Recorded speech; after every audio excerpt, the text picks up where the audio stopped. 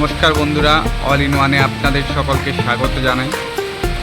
দেখতেই পাচ্ছেন বাইরে কেমন ঝমঝম বৃষ্টি, তার মধ্যে আজকে এই ছুটির দিনে একটু গরম গরম যদি চপ হয়ে যায় তাহলে বেশ ভালোই হয়। তো চলুন আজকে আপনাদের সাথে শেয়ার করি চপ তৈরির রেসিপি। তো দেরি না করে চলুন শুরু করা যাক।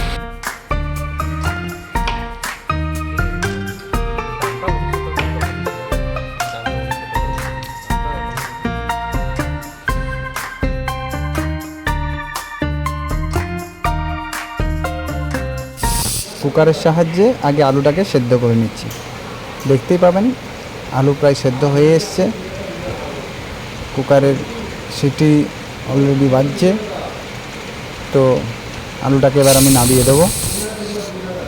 আমি প্রয়োজনীয় উপকরণ নিয়ে নিলাম একটু সরষের তেল, একটু কুচনো পেঁয়াজ, একটু কাঁচা লঙ্কা, একটু শুকনো লঙ্কা, একটু আদা রসুন বাটা, সাথে নিলাম অল্প পরিমাণ কাশ্মীরি মির্চা আর জিরে গুঁড়োর পাউডার, একটু হলুদ গুঁড়োর পাউডার, এক প্যাকেট বেসন ও একটা ছোট প্যাকেট বিট লবণ ও অল্প পরিমাণ ধনে গুঁড়ো। এবার প্রসেস শুরু করা যাক। কড়াই পুরোপুরি গরম হয়ে গেছে। এবার এতে আমি দিয়ে দিলাম সরষের তেল এবং তেলটা গরম হয়ে যাওয়ার পরই অলরেডি গরম হয়ে গেছে। আমি একটা উপকরণ আপনাদের বলতে ভুলে গেছিলাম, একটু কাঁচা বাদাম আমি ভেজে নিচ্ছি। একটু কাঁচা বাদাম ভেজে নেওয়ার পর সেটা মশলার মধ্যে দিলে চপের টেস্ট বদলে যায়, যে কারণের জন্য একটু বাদাম আমি ভেজে নিচ্ছি। আমার বাদাম ভাজা সম্পূর্ণ হয়ে গেছে। আমি বাদামটাকে এবার উঠিয়ে নিচ্ছি। দেখতেই পাচ্ছেন বাদামটা লাল হয়ে গেছে, যে কারণের জন্য আমি বাদামটাকে নামিয়ে নিলাম।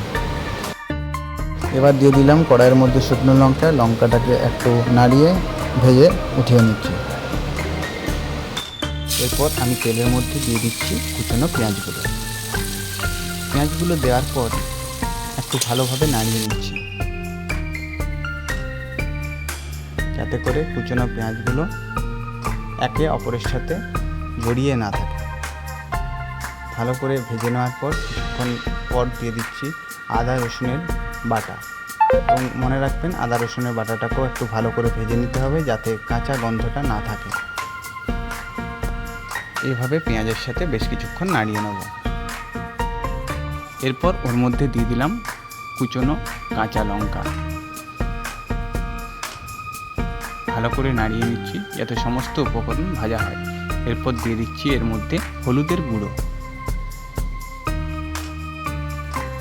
তার সাথে দিচ্ছি জিরের গুঁড়ো,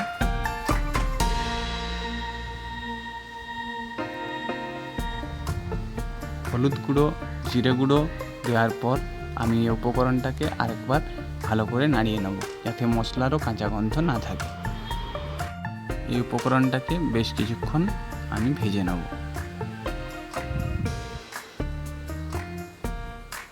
এরপর এর সাথে দিয়ে দেবো সামান্য পরিমাণ ধনের গুঁড়ো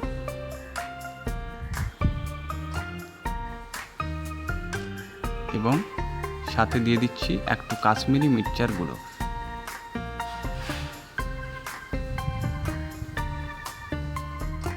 তারপর উপকরণটাকে আরেকবার নাড়িয়ে নিচ্ছি। সামান্য কিছুক্ষণ নাড়ানোর পর আমার মশলা পুরো তৈরি হয়ে গেছে। এবার এই মশলার সাথে আমি দিয়ে দিচ্ছি সেদ্ধ করে রাখা আলুটাকে কড়াইয়ে দেওয়ার পর মশলার সাথে আলুটাকে একবার নাড়িয়ে নিচ্ছি। ভালো করে বেশ কিছুক্ষণ নাড়িয়ে নেওয়ার পর যখন পুরো মশলাটা আলুর গায়ে লেগে গেল, তারপর ছড়িয়ে দিলাম আমি শুকনো লঙ্কার ভাজাটা। দেখুন মশলাটা কি সুন্দর হয়ে গেছে। এরপর এর সাথে দিয়ে দিচ্ছি আমি স্বাদ মতো বিট লবণ দেওয়ার পর সেটাকেও আমি বেশ কিছুক্ষণ ধরে নাড়িয়ে নিচ্ছি। এরপর এর সাথে আমি দিয়ে দিলাম ভাজা বাদামের একটু গুঁড়ো করে রাখা সেই বাদামটাকে। নাড়িয়ে নেওয়ার পর দেখুন উপকরণ পুরোপুরি তৈরি। এবার এটাকে আমি একটা পাত্রে তুলে রাখছি।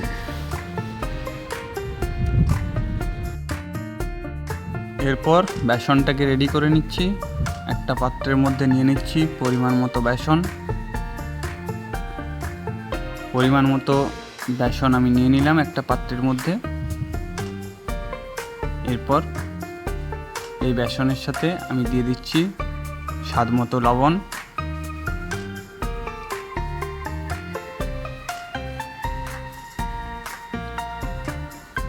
লবণ দেওয়ার পর এর সাথে দিয়ে দিচ্ছি সামান্য একটু হলুদের গুঁড়ো, যাতে বেসনটা একটু কালার হয়।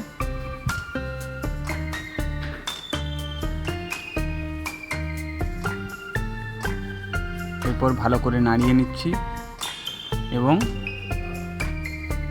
এই উপকরণের সাথে দিয়ে দিচ্ছি সামান্য পরিমাণ খাবার সোডা। খাবার সোডা দিলে চপের স্বাদটা অনেকটাই বদলে যায়। এরপর ভালো করে আমি 4টে উপকরণকে একসাথে নাড়িয়ে নিচ্ছি। তারপর জল দিয়ে আমি বেসনটাকে ভালো করে মাখিয়ে নিচ্ছি। দেখতে পাচ্ছেন বন্ধুরা, আমার বেসন গোলা একদম রেডি। এরপর চপ তৈরি করব। কড়াইয়ের মধ্যে দিয়ে দিলাম তেল।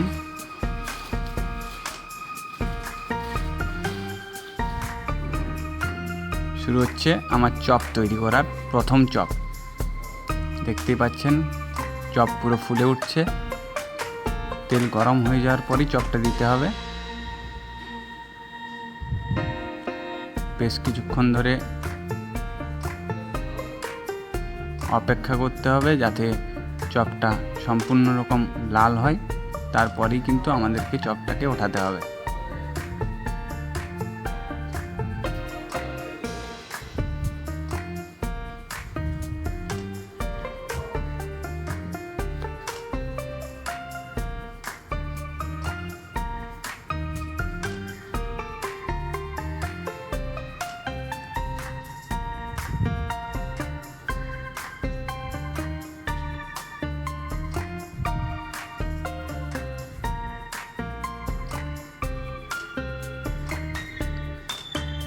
বেশ কিছুক্ষণ হওয়ার পর দেখুন চপটা লালচে ভাব হয়ে এসছে।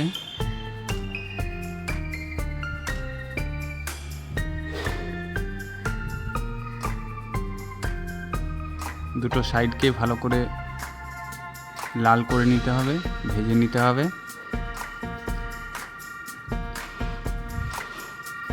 আমার চপ দেখুন তৈরি। এবার চপটাকে আমি কড়াই থেকে উঠিয়ে নিচ্ছি।